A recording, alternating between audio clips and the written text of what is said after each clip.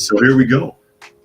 Good morning, good afternoon, good evening, everyone, wherever you happen to be in the world today. Welcome, one and all, to Coffee Talk. It is time once again for Coffee Talk Live, where we will be having some discussion about what is going on in the world today, taking a look at some clips from the news and having a little bit of dialogue with those of you who were able to join us for the live portion. And of course, if you wanted to join the live portion, if you happen to be listening to us anywhere else, you can find us Monday through Friday at 2 p.m. Eastern Standard Time on YouTube, on Coffee Talk and Prepper University, at Coffee Talk Live and at Prepper University. You can also find me on X, formerly known as Twitter, at Coffee Talk Chat, and fistfulofradio.com, podcasting out of Atlanta Monday through Thursday at 4 p.m. Eastern Standard Time and Friday at noon. And as always, I do read through as many of the comments as is reasonable for the benefit of those of you who are listening and not able to see. And I'll go ahead and say hello to some of you who were able to join us for the live portion so far. I see Zane is here. Jane is here. And Jane says, why did J.D. Vance call Kamal Harris a childless cat lady? That's not nice. No, it's not. I didn't hear that, though. But no, it's not. Jane says, anyone heard about 100 alligators in the Okefenokee swamp in Georgia near the border of Florida? Can you imagine 100 gators in 1 mile area? I wonder why this is happening. I didn't see that either. Brian is here. Helter is here. Rodney is here, as well as Dragon. Tuck. Rodney reminds us he's in New Zealand. D'Lo is here. Monkey. And Tuck and D'Lo remind everybody, thumbs up. Yes, please do, if you don't mind. I'll take all the thumbs up I can get. Cyberjack Sr. is here, as well as Heidi. Glad you could make it today. As we get ready to jump off, I'm being joined today by Granny Smith. I have one feline in the room. Granny Smith over there, guarding the fish to make sure no one touches it, of course. Because God forbid anyone but her go anywhere near that fish. Thanks, Jane. Jane, of course, is the one who sent that fish to the P.O. box. And Miss Granny Smith has decided that it belongs to her specifically. And Puck has joined us. That's right. He says, and Puck is here. That is right. Yes, you are. Congratulations. As we get ready to jump off into the actual news and take a look at what is going on in the world here today. And of course, the big news is, yes, he made it to the press conference. He actually made it to the Oval Office. Reuters article, Biden says he's passing the torch to defend democracy in a speech from the Oval Office, because there was some speculation. I even questioned it myself. No one has seen or heard from this guy except for like comments on Twitter. He even resigned in a comment on Twitter. How do I know he's not already bumped off? How do I know something didn't happen to him? Well, there he was. He did make his Oval Office appearance on Wednesday, which was just campaigning on behalf of Kamala, prattling on and bumbling on and talking about preserving democracy and all the rest of the bullshit talking points that he's been throwing out there for the last 3.5 years. As we get into the article here, it says President Joe Biden said on Wednesday he pulled out of the race against Republican Donald Trump over concerns about the future of U.S. democracy, explaining he was stepping aside to allow a new generation to take over in his first public remark since ending his re-election bid. In an Oval Office address, Biden invoked previous presidents Thomas Jefferson, George Washington, and Abraham Lincoln as he described his love for the office that he will leave in 6 months, capping a half-century in public office. I revere this office, Biden said, but I love my country more. Oh my God. It's hard for me to even let people talk. It sounds so phony. Biden A1 rebuffed weeks of pressure from Democrats to step aside after a disastrous debate performance on June 27th, saying at one point that only the Lord Almighty could convince him to go, He spent days soul searching and agonizing over internal polling that showed he could lose to Trump in November and drag down fellow Democrats with him before stepping aside. I've decided the best way forward to pass the torch to a new. That's the best way to unite our nation, Biden said. I don't know if he knows how to unite a nation. He praised Vice President Kamala Harris, who, after his endorsement, secured enough Democratic delegates to become the Democratic nominee in his place. She's tough. She's capable. She's been an incredible partner to me and a leader for our country, Biden said. The president sprinkled his 11-minute speech with references to the danger he believes America faces if Trump wins in November 5th, without mentioning Trump by name. Of course not. Of course not. Oh, my. Oh, my. Excuse me.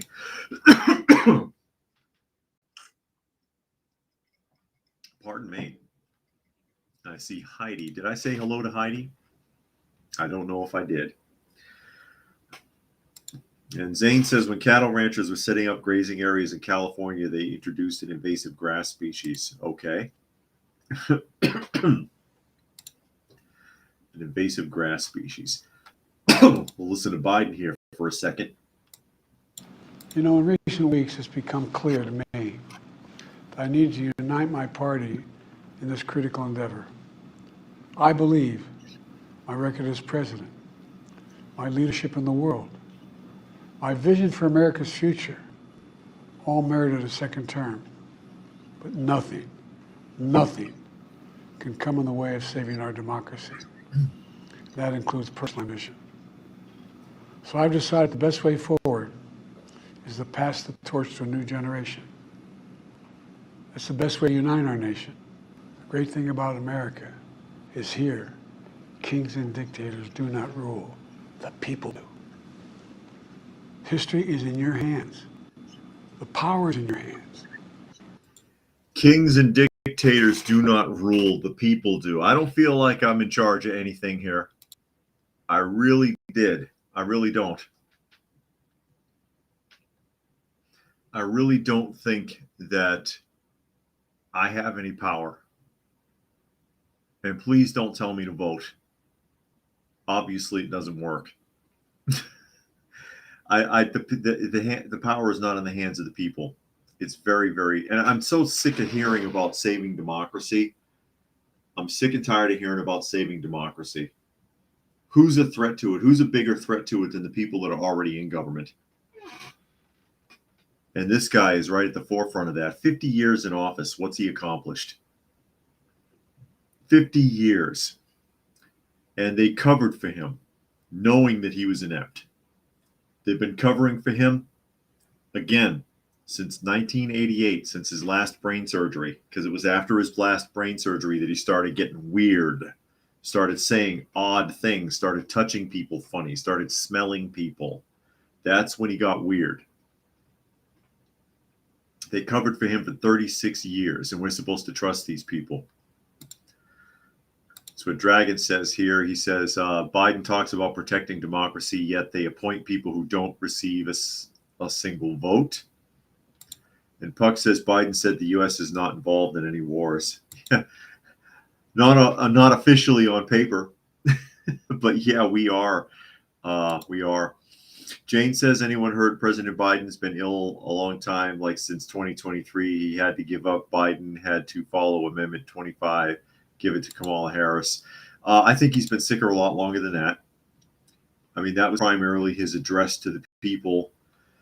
It was kind of hard to understand what he was saying because he slurred a lot of his words, but he's been talking that way for a long time. They knew that there was something wrong with him for a long time. He's accomplished very little productive his entire career, which spans roughly 50 years, 5 decades in the highest echelon of government. As a puppet, there's a lot of strings on that guy. Believe it. Believe it. It's so unfortunate. It's so unfortunate. And then he passes the torch to who? Kamala Harris, because there's a lot of strings on her as well. A lot of strings on her. And it's starting already. It's starting already with her. I mean, this is a woman also. They go on and on about, oh, she graduated from Harvard and she, she's the first woman to do this and the first black person to do that. And I don't care about any of that. What has she done? The entire time that she's been in office,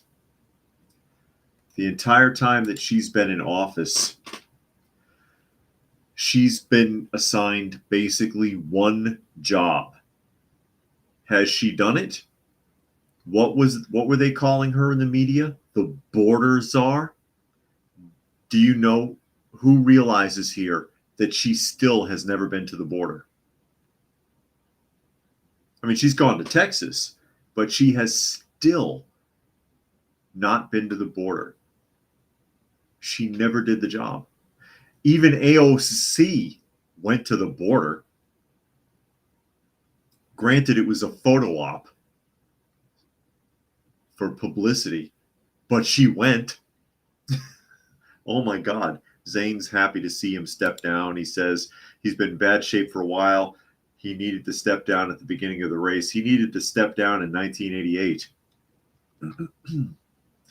Jane says heard rioting and burning American flag in D.C. Yeah, we're going to get to that actually in a little bit here. We're going to get that. And wants to know if Obama said anything about Harris. Well, you saw that clip yesterday.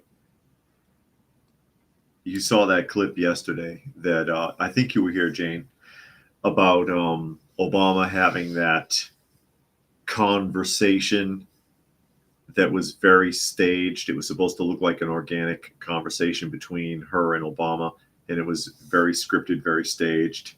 Puck thinks Biden got bribed or threatened. I was half wondering if he even knew he signed that paper.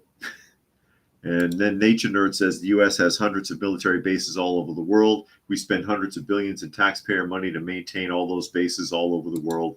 That is correct. That is correct. And Cyberjack says the border's too dangerous for her. Yeah. It was too dangerous. You can't risk the vice president's life going down there. Hell, Elon Musk went down there. Give me a break. Elon Musk went down there. You're not going to get it. Look at this. Little girl over there stretching herself out, trying to grab the end of that fish to take it away from Granny Smith. Inching her way up. Bit by bit, step by step. Slowly I turned. Step by step, inch by inch. Who knows where that's from? Somebody knows where that line is from. They can tell me here in the comment section. Oh, and Rodney says YouTube is deleting comments again. Oh, no. I'm sorry. But, the next step, of course, is that they're going to try to shame you into voting for her. She has no track record. She has no plausible track record. She has nothing to demonstrate that she can do the job. And Antonios thinks the kitties are cute. Yes, they are. They're cute until the fur starts flying. Fortunately, they don't really get legitimately violent very often. It's rare that something like that happens. And usually involves Miss Kitty because she doesn't like other cats at all. They're going to shame you into voting for her. They're going to shame you because she has no credibility. Newsweek. Is America ready for a black woman president? Are they? Oh, and there's That's Life has joined us. And it looks like, oh, hold on a second. Here it comes. That did not work out. The second she touched it, Granny Smith snatched it away, and now she's laying on top of it. See? Wouldn't let her have it. She got a paw on it, and Granny Smith snapped and yanked it away. Oh, my God. I tell you what. See what I have to put up with? Let me catch up the comments here now. And and then I'll get back to the article. Sorry for the distraction, but they crack me up. Heidi says it's not going to end well with the kitty. No. And Monkey got it. Three Stooges. Yeah, Rodney. Slowly I turned. Slowly I turned. And that was a Three Stooges sketch. It was Niagara Falls. Niagara Falls! The Niagara Falls bit. And Max says, Kamala is in my city today, 100 miles from the border, yet she won't visit it even to say, even though she's the border czar. No, she's not going to really go. And Jane says Kamala's biracial. Yes, she's Caribbean and East Indian. East Indian. That is what she is. So let's get back to this article. They're going to shame you because they're going to insist that she's black. Evidently, she's black enough, although not black enough for BLM, who denounced her yesterday. But, you know, that they're just trying to see what they can squeeze out of her. They're just trying to see what they can squeeze out of her. She has no merit. She's done nothing except go around and embarrass herself. She embarrassed herself at NASA. Who remembers that? The video clips of her at NASA talking to the kids and sounding like she wasn't any smarter than they were.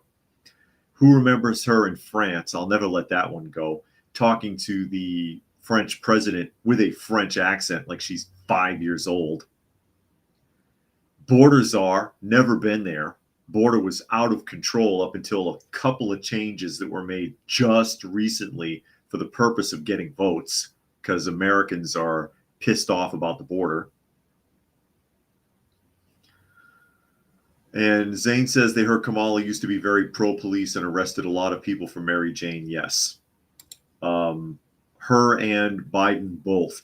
I saw a meme that was constructed of all, it was a picture of her, but you know how like some of those pictures are made of a collaboration of other pictures? And when you look closely, it was all mugshots of people that were either wrongfully convicted or given exorbitantly long sentences under Harris when she was still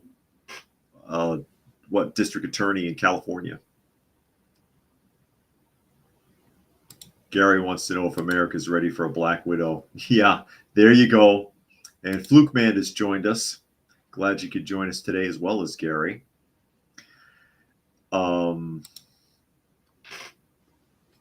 But yeah, I mean, she's not exactly black. She really isn't. And there's nothing wrong with being mixed. There's nothing wrong with that. I don't care. But it's funny how they adopt that. Even Obama didn't really. I mean, she used to call herself Indian. She was the first Indian this and that until she ran for vice president. Then all of a sudden she was black because someone told her that would get more votes. Oh, and there's Raccoon. Glad you could make it. You just missed the cat fight, Raccoon. Or I don't know how long you were in here because sometimes these comments lag. But there's Newsweek added already. Is America ready for a black woman president? There she goes. You know, we saw in that video clip yesterday that she says she works out diligently every day. And my wife actually saw that clip and she said, not with a neck like that, you don't. I couldn't resist. So into the article, pause that because I don't want to hear her. Sunday evening hours after the news that President Biden was stepping aside from his bid for re-election and endorsing Vice President Kamala Harris for the nomination, I had the opportunity to attend a virtual town hall regarding the news. Attendees asked questions and those of us who were on the panel answered with our opinions. One question came up repeatedly. Is America ready for a black woman to be president? And again, honestly, I think the average American doesn't really care. What they really mean is, are white people ready? Tell the truth. That's what you really mean. But the thing of it is, white people don't care. We don't care. They don't care. Okay? They really don't. If you're going to do the job. And she's not. She's another marionette. She's another puppet. Someone's got strings on her. She hasn't done a damn thing her whole career useful. Not that I'm aware of. I don't trust it. Most people don't. The question brought me back to 2008 when Illinois Senator Barack Obama was running for president. I was an Obama delegate that year, and I remember similar questions being raised about his candidacy because they pulled the same okey doke then. And guess what? He got elected, didn't he? And guess what? Majority white people voted for him. They may have regretted it afterwards because he didn't do a good job, not in my opinion, not in a lot of people's opinions. But they voted for him, didn't they? They're willing to give him a chance, but you're still asking the question if America is ready. How did he get in then? It's a question that will be asked ad nauseum for the next 4 months, and we should be honest in our answer. As a black woman, that answer comes in the form of another question. Has America ever been ready for us? Was America ready for my ancestors to be free from enslavement? No. Was America ready for Jim Crow laws to end? No. Seriously. First of all, I don't know if your ancestors, who wrote this? It says Nina Turner. Okay, Nina. I don't know that you are truly of lineage of freed slaves, number one. Odds are your ancestors came over on the boat sometime after the fact, like most black people in America. Two, Jim Crow laws were only in a handful of places. I'm sick of people acting like Jim Crow was in every state in the entire country. Was America ready for integration? No, it's still not. And people of color fight integration harder today than anyone ever did. So who's not ready? Was America ready for a black president? No. And yet we still had one. He still got elected. But this is what they're going to do.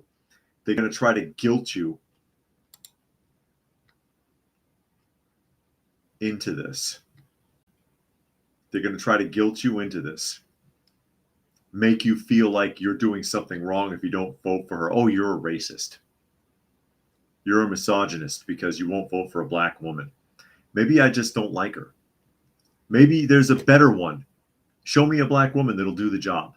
Where is she? She'll never make it because there aren't enough strings on her.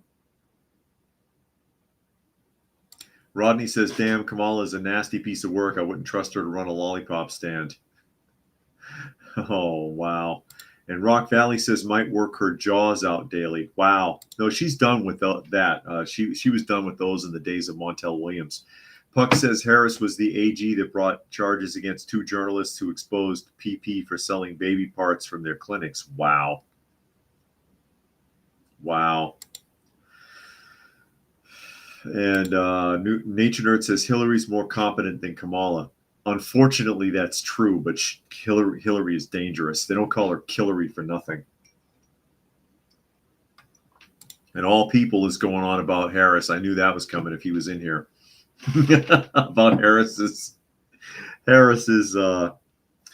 actual lineage. Heritage. And Puck says Kamala is leading in the polls according to Dominion Incorporated. Yeah, she swings on him too.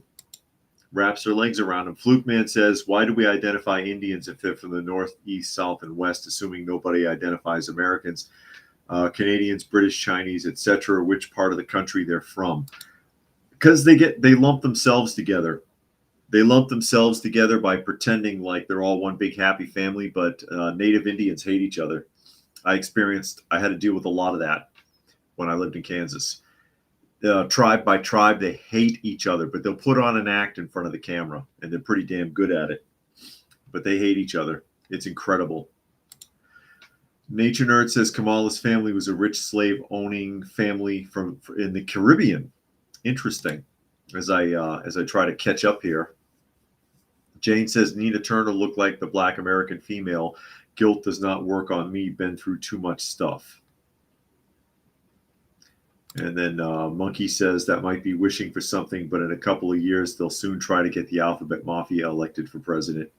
I know it. I know it. I know it, but this is the beginning of the guilt trip. The other one is going to be that if you are black and you don't vote for her, you ain't black. And it's the same line that Biden tried, but they'll do it with her too. How you going to let us? How you going to leave a sister hanging? It's already starting, actually.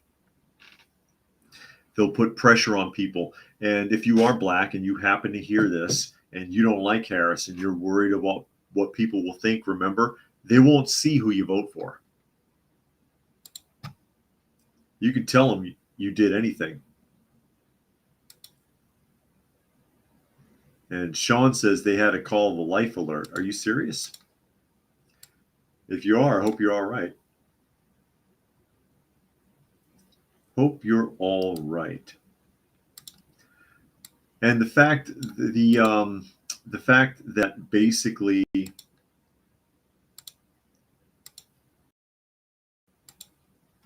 speech Biden was campaigning for Harris, essentially. It was an 11-minute campaign speech. The law says that the opposition gets at least as much time to balance it off. So get ready to hear that come up. Wait for that to come up. New York Post article, Kamala Harris skips Netanyahu's speech to lecture college kids on her vision, insists full-on assault on rights. Of course. And again, it cracks me up. It cracks me up that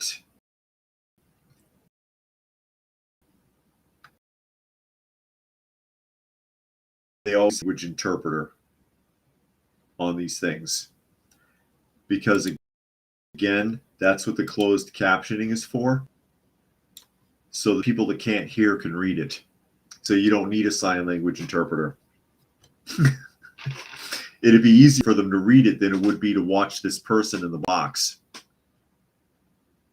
I took 2 semesters of sign language and deaf studies in college.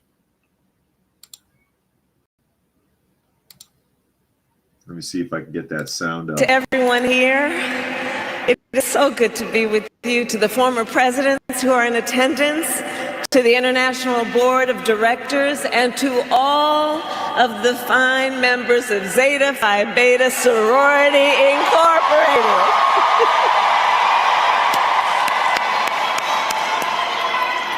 It is my great, great honor to be with you today. And I love you back. And also, on Air Force Two, joining me is Congresswoman Sydney Kamlager-Dove. Whatever. That's basically all. She just prattles on and panders. It says Vice President Kamala Harris addressed the national gathering of a black college sorority Wednesday because Lord knows other students don't matter, skipping Israeli Prime Minister Benjamin Netanyahu's speech to Congress to speak instead about how she plans to build upon Biden's record if she becomes America's first female president. What, a record of failure? What's that record? Harris, who is 59, spoke to members of Zeta Phi Beta in Indianapolis, delivering one of her first speeches since becoming Democrats' presumptive presidential nominee, following Biden's Sunday decision to step aside and endorse her to replace him on the November 5th ballot. Now, why the Post is talking about this, I can guess. Basically, dealing with Netanyahu, since you are presuming to be the president by running for the presidency, is more important than addressing a college. You can do that anytime. You can go address the college anytime. But you're going to be, if you become president, dealing with Israel and that conflict directly, especially while there's riots going on in D.C. But no, we'd rather stand in front of a black college so that you can look black enough, I guess.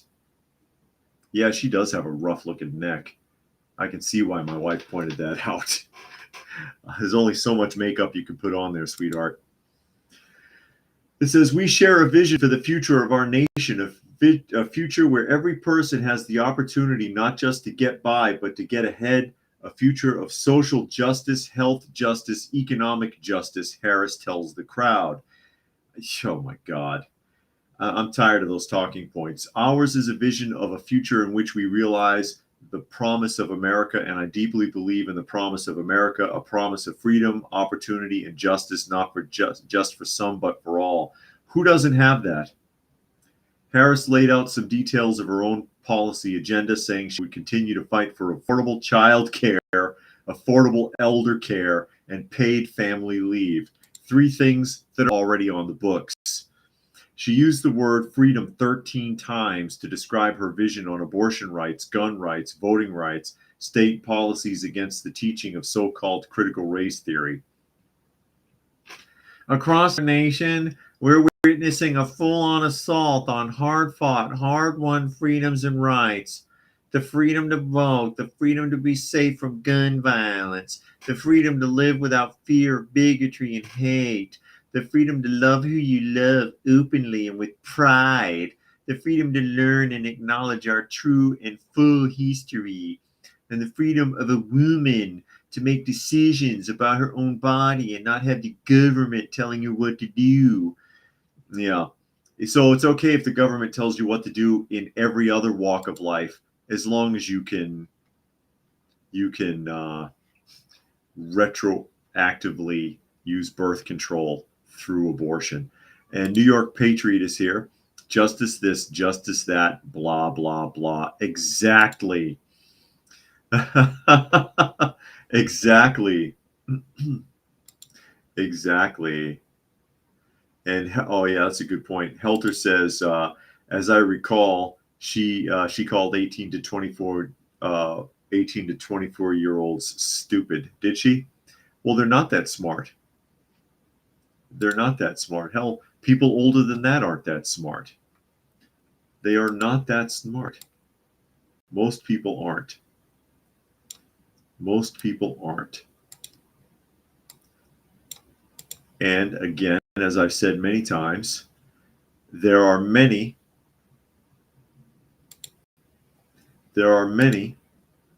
who seek to exploit that, and she's one of them.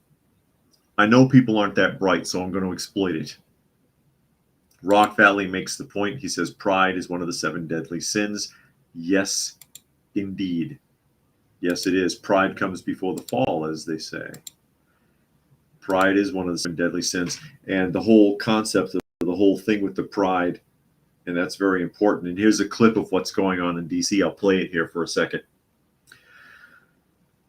Is that those cultures, everything gravitates around their sexual identity. Nothing else matters. The sex is always at the forefront of everything. And that's why it gets more and more garish and more degraded as time goes on, because it's never enough. You have to, again, I say it a lot, you have to keep setting that bar lower until you're crawling under it. I've seen way too much of that. But this is what's going on in DC right now, or has been going on in DC. These people up, they're painting them, they're destroying property, they're setting fires. I tell you what.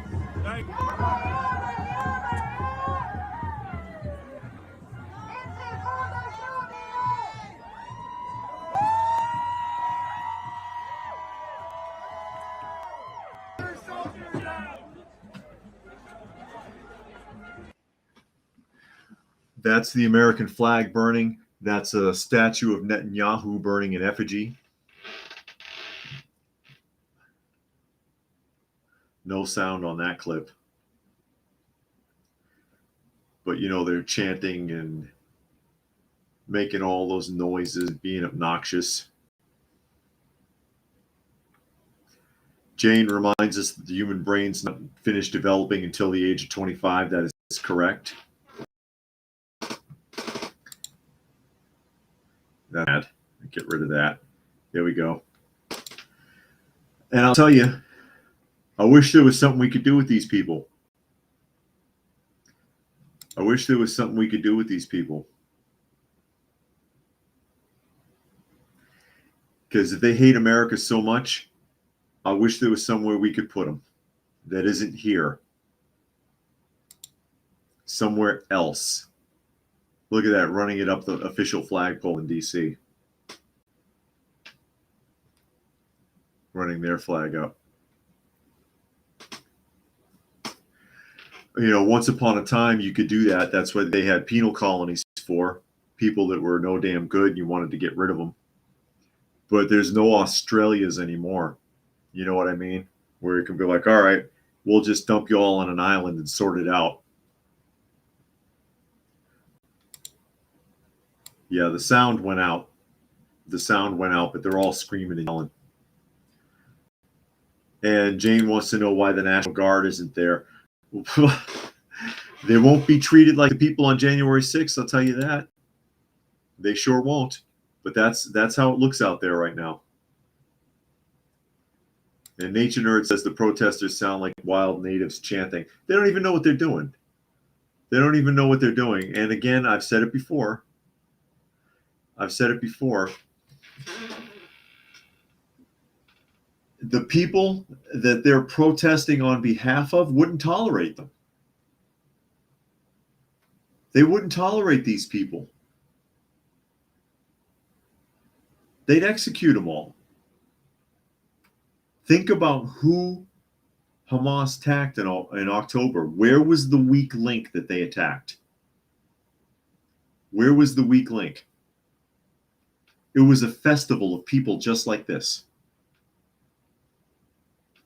A bunch of LGBT people and a bunch of hippies, for lack of a better description. They attacked the festival. They got their back door through there. And you're gonna celebrate them and dance around? Raccoon wants them all deported. I wish it was that easy. A lot of countries would. They'd get rid of these people. America, it's not so simple. It's not so simple anywhere in the Western world, unfortunately. That's enough of that. And Rodney says, dirtbags desecrating, monuments seem to always get away with it. Curious that the authorities are silent and endorse such behavior. And Monkey said they went to D.C. back in the 8th grade in 2014. Never saw that. No. And Fluke Man says, doesn't the law say the U.S. flag must always hang above all other flags? Yes. That is why during, what was it, during Easter at the White House, I'm all out of order here. Here we go. During Easter at the White House, there was argument about the positioning of the pride flags that were put up, that they were higher than the American flag. And then they made the argument that technically there's a flag on top of the building, so that counts. This is the White House talking. And then they were like, but, you know, you can't see that flag from ground level. So then, no, it's not. The American flag should always be higher, even a little bit, than any other flag that's hanging in succession. And Dragon says, take the protesting to the source. They're not going to last long. They're not going to. They would never do that. They would never do that because they don't have the cojones for it. Number one Marvel fan says, Trump wins. This will all stop. Yeah. He'll grind that up if he gets in. And Brian says, most people are, I don't know if I could say that on ScrewTube, support the organization and think it's mostly peaceful when they cause billions of dollars in property damage. Unbelievable. And all people, is fastest way to spot true slave descendant versus post-slavery lineage is slave descendants never cry racism and don't support reparations.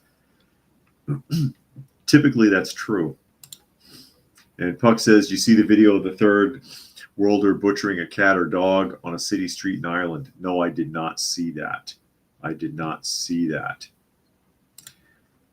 And Patriot says, if they're so pro-Hamas, why aren't they going over to Palestine and fight the hood fight? Because they're afraid. Which you all know. I mean, you're all aware of that. They're afraid. They don't want to go out there.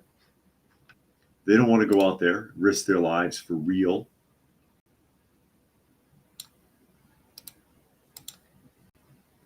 actually put themselves in danger. It's easy to sit here. It's easy to sit in Europe, in England, in Ireland, in Italy, in the United States, in Canada,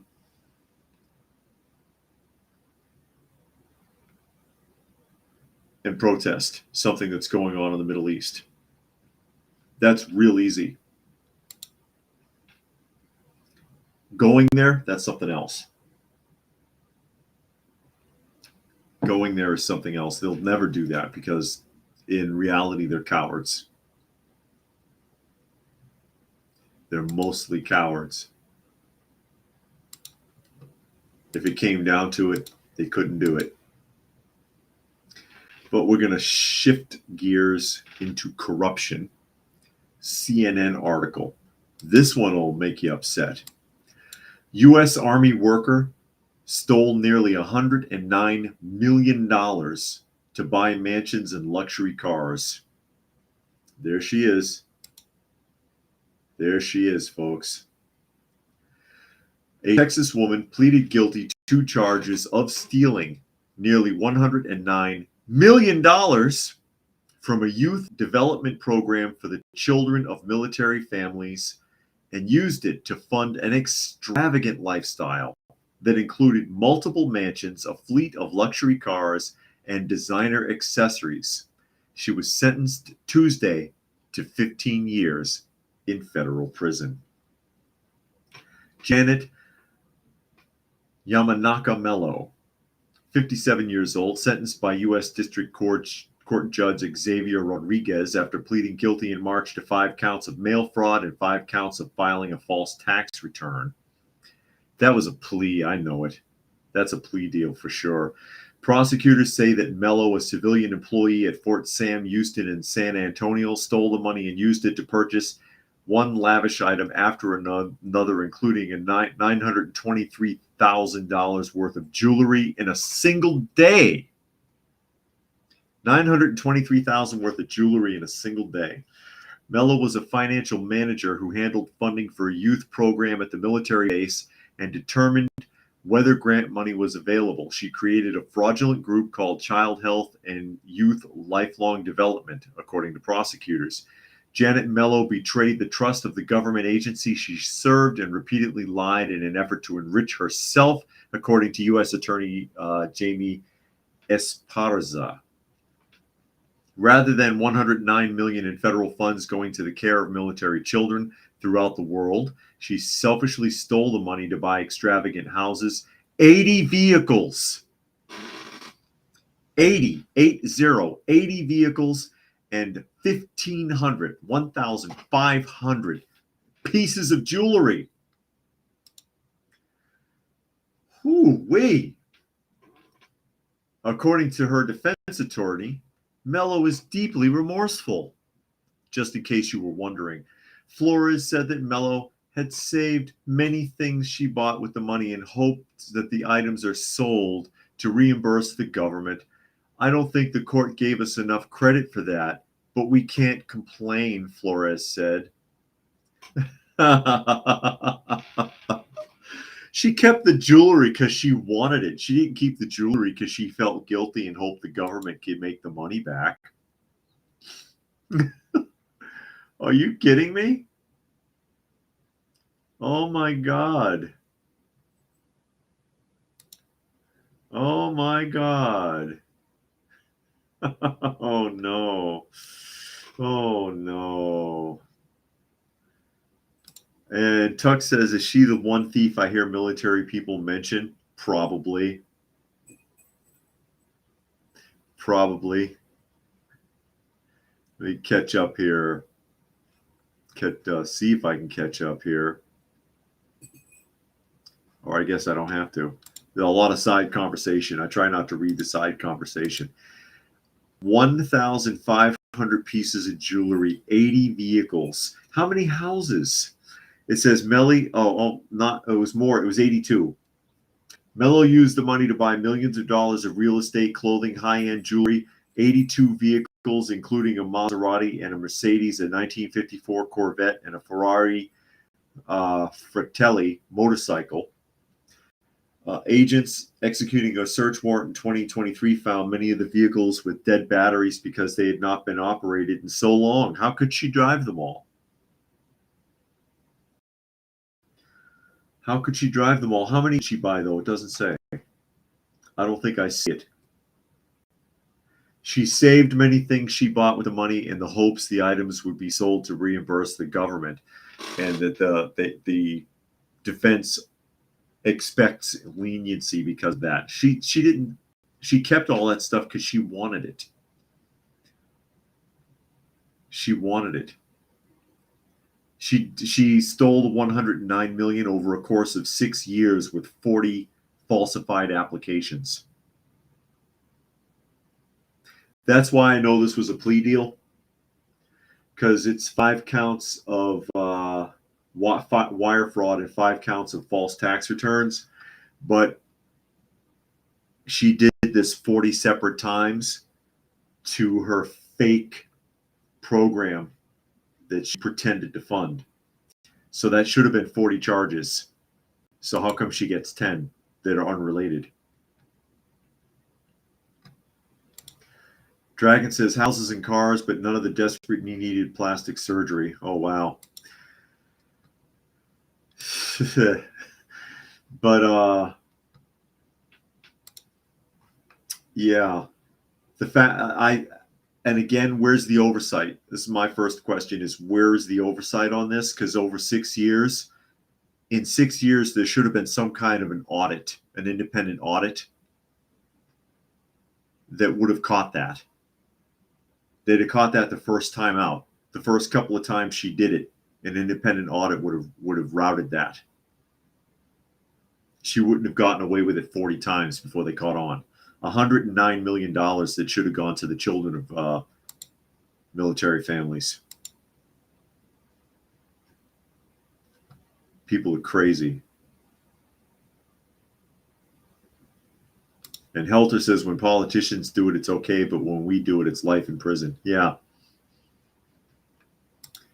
And number one Marvel fan says 100 million in toys and comics. Imagine that. It happened many, many years ago, and I don't remember the exact details, but you can look it up. Look, if you go on the internet, Marvel fan, look up IRS comic books. There was a guy who worked for the IRS who found a way to steal money from the IRS and used it to purchase comics, like an insane amount of money, until they finally caught him, and then they confiscated it and had a world famous auction in the 90s, I think it was, a world famous auction whereby they had every book graded and sold at a public auction to recover the funds. Tuck says she could have bought small items like art, precious metals, etc., cash, and hid them. She's not sane. This was a bonkers off meds ultra menopause shopping spree. Yeah, she did too much. And Donna wants to know how much of the 15 years will she serve. That remains to be seen. That remains to be seen. It was already 19 according to the article, and it was already reduced from 19 to 15. And Patriot says, what can we expect? We send billions to the Ukraine, and the powers that be end up with mansions and boats. Funny how that works, isn't it? I don't even want a mansion or a boat. I'd be happy just to have all my bills paid off. And I don't want to steal anything from anybody to do it. I don't want to steal anything from anybody to do it. You know what I mean? And while we're on the concept of corruption, since it was brought up, associated, I bring these up from time to time. Wrongly convicted people. Missouri prison ignores court orders to free a wrongfully convicted inmate for the second time. For the second time. And that's him on the right, Christopher Dunn. This guy with the glasses on picture, wrongly convicted, and the court has ordered his release, and the prison won't let him out. Go figure. So for the second time in weeks, a Missouri prison has ignored a court order to release an inmate whose murder conviction was overturned. Just as in the case of Sandra Hem, actions by the state's attorney general are keeping Christopher Dunn locked up. St. Louis Circuit Judge Jason Sengezer on Monday tossed out Dunn's conviction for a 1990 killing. Wow. So he's been in prison for 34 years. Dunn, who's 52, has spent 33 years behind bars and has remained Tuesday at the state prison in Licking. The state of Missouri shall immediately discharge Christopher Dunn from its custody, Senegers' ruling states clearly. Dunn was not released after his conviction was overturned because Attorney General Andrew Bailey appealed the judge's ruling, and they're awaiting the outcome of the legal action. Missouri Department of Corrections spokeswoman Karen Pojman said in an email Tuesday. The decision to keep Dunn incarcerated puzzled St. Louis Circuit Attorney Gabriel Gore, whose officials have investigated his case and determined he was wrongfully convicted, prompting a May hearing before Sengezer. In our view, the judge's order was very clear, ordering his immediate release, Gore said at a news conference Tuesday. Based on that, we are considering what approach and what legal options we have to obtain Mr. Dunn's relief. He declined to specify what legal options were under consideration. Bailey's office, however, doesn't respond to messages seeking comment. Dunn's situation is similar to what happened to him, 64 years old, who spent 43 years in prison for the fatal stabbing of a woman in St. Joseph in 1980. A judge on June 14 cited evidence of actual innocence and overturned her conviction. She had been the longest held wrongfully incarcerated woman in the U.S. history, according to Midwest Innocence Project, which worked to free Hem and Dunn. And I read these stories from time to time because, I mean, come on, 33 years in prison, longer than that, because if it occurred in 1990, he probably spent a year in prison waiting for his hearing and then did another year. And New York Patriot wants to know what's wrong with the Missouri prison system. The same thing that's wrong with all of them. They all fight it. They don't want to let these people out. They don't want to admit that they did it wrong in the first place.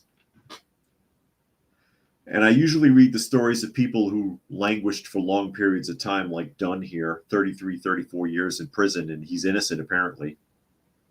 Bad enough that he's innocent, they won't accept it. They won't let him go.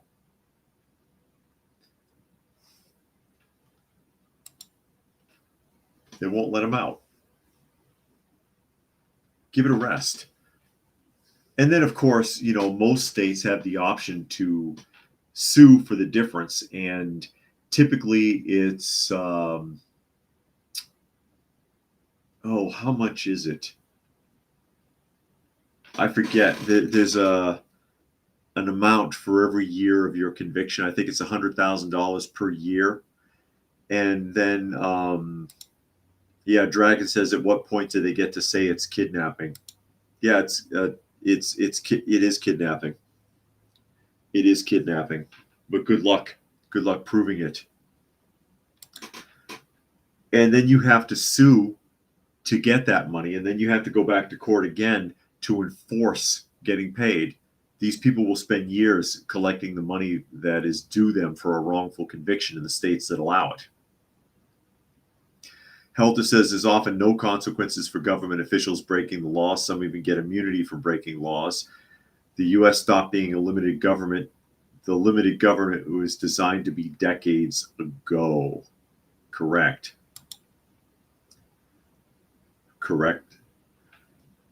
And it's so unfortunate to see situations like this, to see things like this happening to people.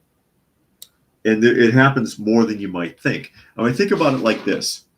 Let's say you were up on a murder conviction. Detectives think you killed the guy who lives down the block, right? They think you killed some neighbor, and they arrest you, and they give you some bail that you can't afford to pay. There's no way you can pay the bail. All right. And you're waiting for your trial. And of course, the law says you're entitled to a speedy trial. It doesn't mean you're going to get it.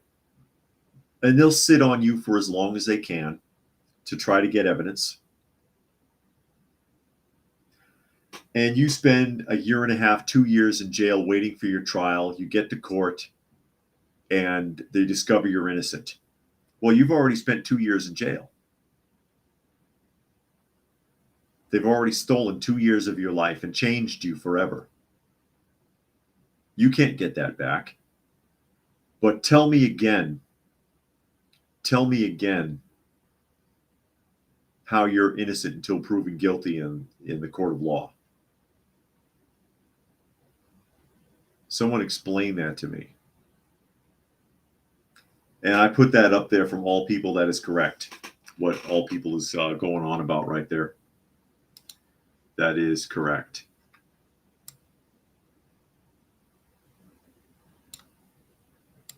But this happens all the time. And what's worse